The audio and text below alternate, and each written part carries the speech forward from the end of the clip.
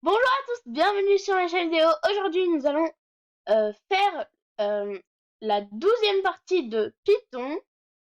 Donc, cette fois, on va apprendre la fonction lambda.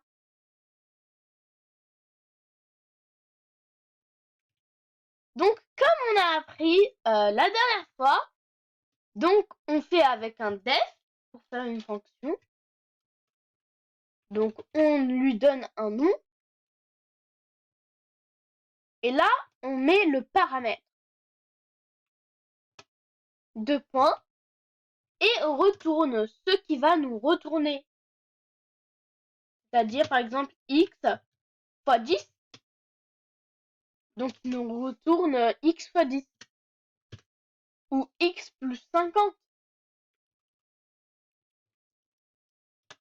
Et pour faire encore plus court, on utilise lambda.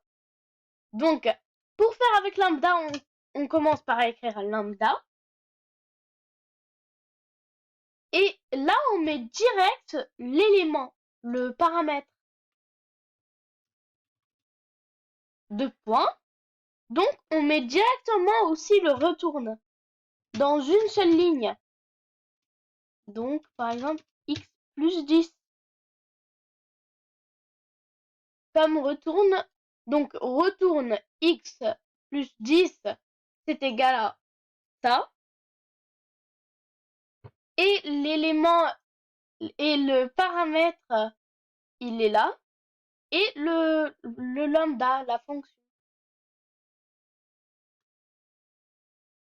Maintenant, on va créer une fonction d'addition. Donc là, il y en aura deux des paramètres, vu qu'on va faire une addition. Donc A plus B, on retourne A plus B. Et là, on va voir comment faire ça avec lambda. Donc, d'abord, on commence par lui donner un nom. On peut quand même donner un nom sur lambda. Donc, on met lambda. Après, on met les paramètres A et B. Là, on met deux points et on met directement A plus B. Tout simplement. Donc, retourne A plus B, c'est égal à juste A plus B. Donc, c'est la même chose. Et là, les éléments, les paramètres en haut, ce sont ces paramètres. Et le lambda, ça remplace le def. Et le add, c'est le nom. Et aussi, là, c'est le nom. Maintenant, on va afficher le résultat. Donc, print add. Donc, le nom de la fonction. Et du coup, là, 6,3, c'est les nombres qu'on veut mettre. Donc, c'est-à-dire que le A est égal au 6 et le 3 est égal au B. Et du coup, il faut faire plus. Donc, normalement, il affiche 9.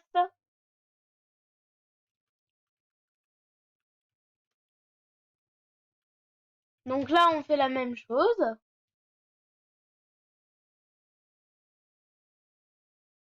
Donc, 6 est égal à A et 3 est égal à B. Donc, normalement, c'est le même résultat. Et c'est le même résultat.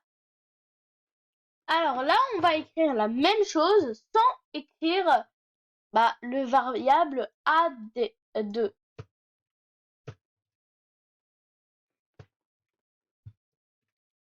Donc, print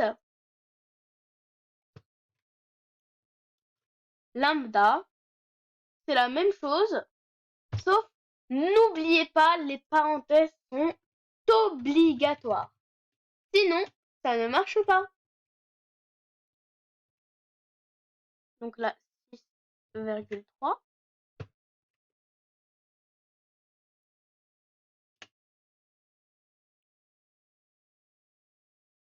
Donc là, ça fait 9 et 9. Donc, c'est correct. Donc, le lambda et tout ça, c'est pareil. Et ça aussi, 6,3. Sauf que c'est une autre manière de l'écrire. et qu'il n'y a pas le nom add2. Donc, on efface tout. Et maintenant, on va passer à autre chose. Donc, on va voir si on peut mélanger la fonction def et la fonction lambda. Donc là, on fait comme d'habitude. Donc, retourne, mais cette fois, retourne lambda. C'est comme si on entrait la ligne de lambda à l'intérieur du def. Cette ligne dans le def.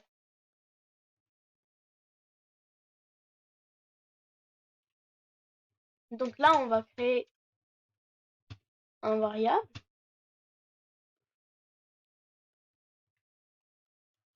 Donc, qui est égal à myfunc 2, c'est-à-dire le n est égal à 2.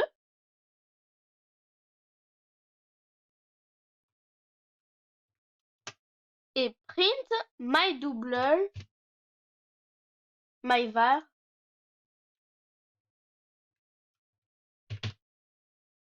11. Ça veut dire le a c'est égal à 11. Donc vu que c'est fois, donc 11 fois 2 est égal à 22. Normalement le résultat c'est 22.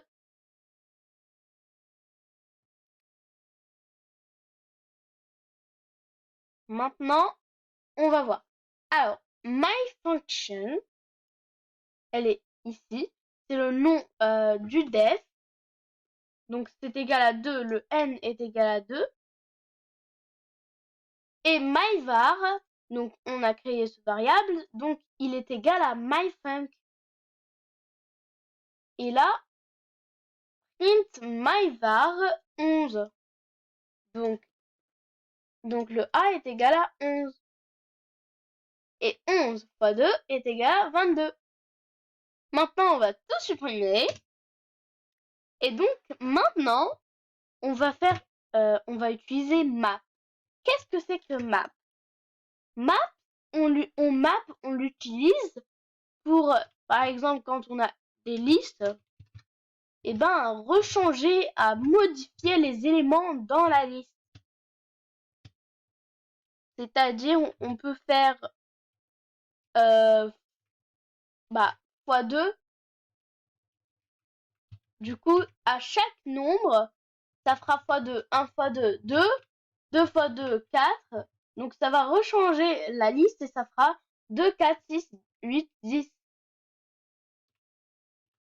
Donc, map lambda n. Donc, n, il va passer dans tous les nombres pour les rechanger.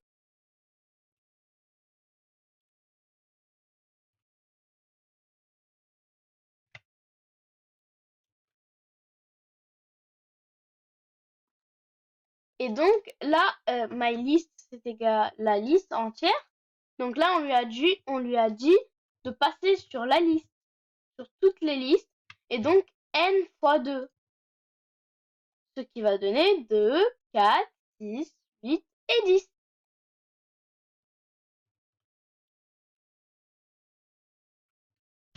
Maintenant, on va afficher. Donc, print.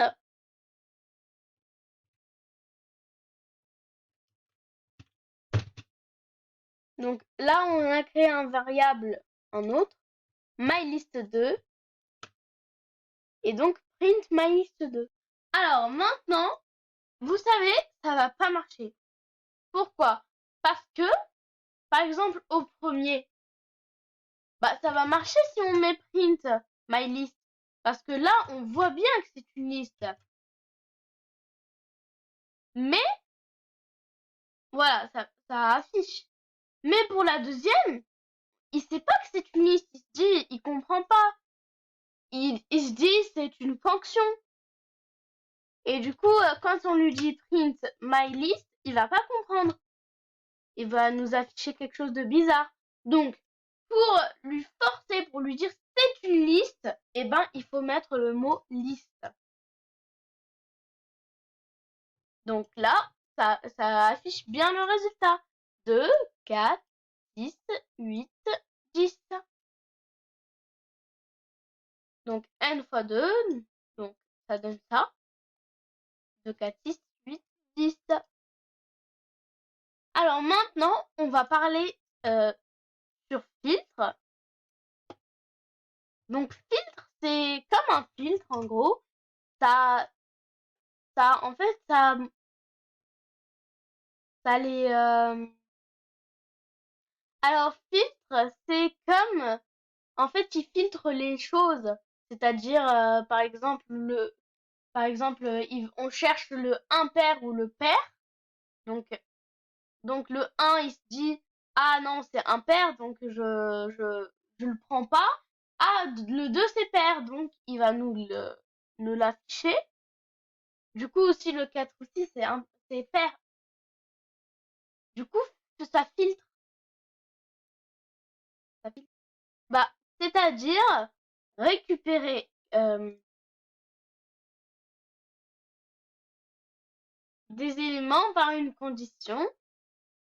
Donc, c'est-à-dire que si on dit récupère-moi les nombres les plus grands que 3, et ben il va nous afficher 4 et 5.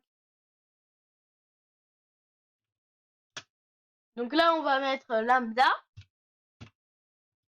n 2 points. Donc pour faire le filtre, donc on met un pourcent et 2 égales et 1 0. Donc ceux quand on fait une division par 2, ça se termine par 0, c'est un nombre pair. Donc il nous le marque. Donc pour ça, il reste à mettre print après.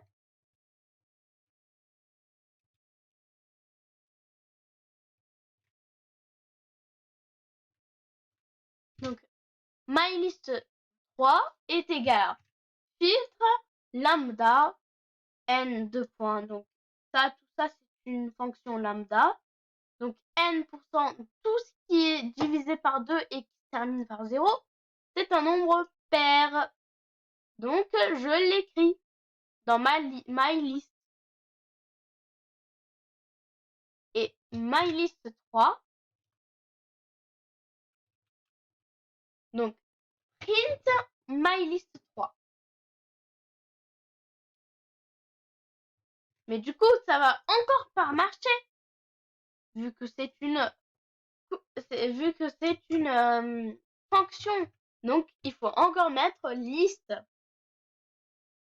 Et là, ça nous met 2 et 4 parce que c'est les seuls nombres pairs dans cette liste.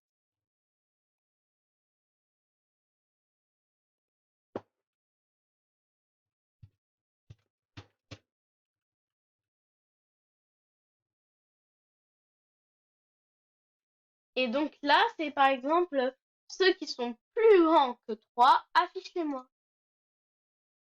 Donc 4 et 5. Et voilà, la vidéo est terminée. J'espère qu'elle vous a plu et n'hésitez pas à vous abonner sur ma chaîne vidéo. Ciao, ciao!